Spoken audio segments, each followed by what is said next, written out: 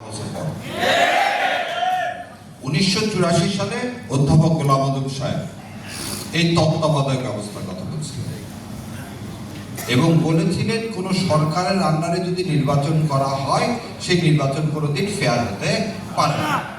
সেই জন্য নির্দলীয় তত্ত্বাবধায়ক ব্যবস্থা বাস্তবায়ন করতে হবে।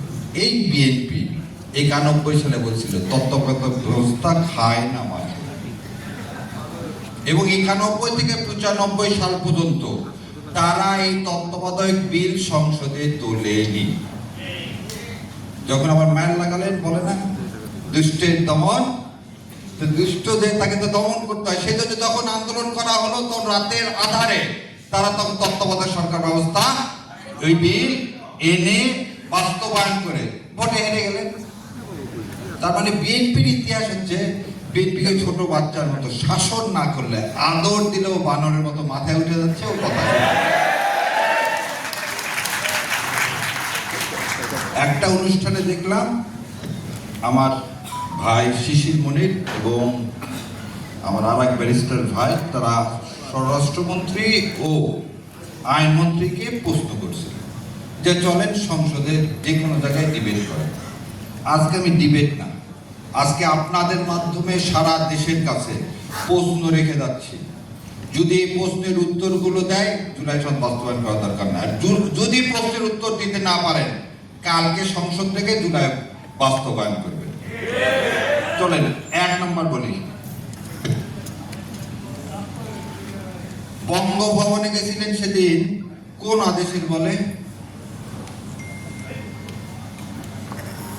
এই সংবিধানের কোথায় আছে সেনাপ্রধান ডাকলে আপনাকে বঙ্গভবনে যেতে হবে? নাই তো। আচ্ছা, সেদিন 5 তারিখ সন্ধ্যাবেলা কোন আদেশের বলে বেগম খালেদা জিয়াকে আপনারা মুক্তি দিলেন? আপনার আইনমন্ত্রী বললেন কি যে আদেশ হয়নি 74 সালের পর। তাহলে এই যে বললো মিথ্যা মিথ্যা, এই অসত্য দিয়ে জাতিকে ঘুম পাড়া রাখা যাবে না। তার চেয়েও বিপদ। এখানে মাহমুদুর রহমান ভাই আছে, উনি বিদেশ থেকে এসে, উনি যেহেতু ফিজিওটিভ, উনি জেলে গেছেন, তারপর আপিল করছেন, জামিন নিছেন, বেরো এসছে। ডক্টর জোবেদা এবং ডক্টর তারেক বলবো না প্রধানমন্ত্রী তারেক? আচ্ছা, প্রধানমন্ত্রী তারেক রহমান কোন দিন জেলে গেলেন? ওনারা তো ফিজিওটিভ।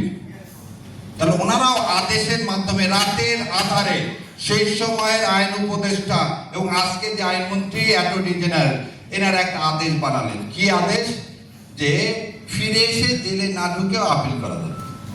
ও, তাহলে নিজের বেলায় বৈধ, অন্যের বেলায় সেটা অবৈধ। তাহলে বলেন এই আদেশটা আপনি কি 74 সালে দিছিলেন না 2024 সালে দিলেন? আচ্ছা, এবার আসেন, আপনি অ্যাটর্নি জেনারেল অ্যাপয়েন্টমেন্ট হলেন 7 তারিখ, ওই দিন তো কোনো সরকার নেই।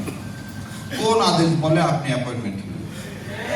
এই সংবিধানে আছে প্রধানমন্ত্রী এবং চিফ জাস্টিস ছাড়া আর কোনো কিছুই রাষ্ট্রপতি করতে পারবে না। 2 জনকে নিয়োগ দিতে পারবে, প্রধানমন্ত্রী এবং প্রধান বিচারপতিকে। এই 2 জন ছাড়া আর কাউকে আপনি নিয়োগ দিতে পারেন না। তাহলে আপনি অ্যাটর্নি জেনারেল, মানে আজকের আইনমন্ত্রী, সেদিন তো কোনো সরকারও নাই 7 তারিখে, আপনাকে কে নিয়োগ দিল? তাহলে আপনার নিয়োগ অবৈধ, আপনার নিয়োগ অবৈধ। এই রায়টার নাম হচ্ছে মুন সিনেমা হল রায়। এটা বলে 5th অ্যামেন্ডমেন্ট কেস। এই 5th অ্যামেন্ডমেন্ট কেসে বলছে কনস্টিটিউশনের বাইরে যে কোনো সরকার অবৈধ।